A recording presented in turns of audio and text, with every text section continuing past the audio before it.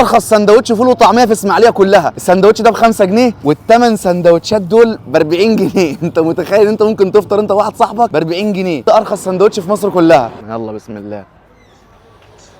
2 فول 2 طعميه 2 بطاطس 2 جبنه. لا بطاطس خلصانه معلش. طب هات 2 مسقعه مثلا. انت متخيل 8 سندوتشات ب40 جنيه؟ اقسم بالله ما في حد في اسماعيليه ممكن يعملها. اسماعيليه والله ما في حد في مصر ممكن يعملها. سندوتش قد ايه وب5 جنيه؟ بص الطعميه وسلطه وطحينه، يعني مثلا مش هقول لك ايه كروت طعميه بس وبتاع. بسم الله الرحمن الرحيم. فاكر طعميه زمان؟ والله العظيم يا ابني ما بهزر. في العيش حبيبي مع الطعميه المظبوطه والملح المظبوط، يا نهار ابيض. كوبايه شاي دي وبص حلوه قوي والله ربنا يبارك له.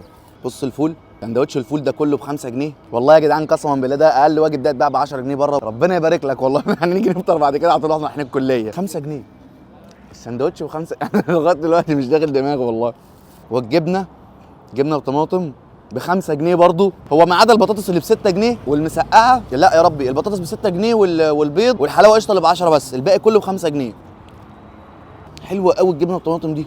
شفت انت طبق الجبنه بطماطم اللي والدتك بتعمله في البيت؟ حرفيا ده يعني مش طعم جبنه طماطم المطاعم اللي انت تحس فيها حمام كتير. بسم الله ما شاء الله. يعني انا اول مره الاقي اكل رخيص وطعمه حلو قوي، مش عارف اطلع فيه غلطه اصلا. ما شاء الله ما شاء الله ربنا يبارك لهم يا رب. اخر واحده وهي المسقعه، هي كلها بطاطس، احنا كده عوضنا البطاطس اللي احنا خدناها في المسقعه.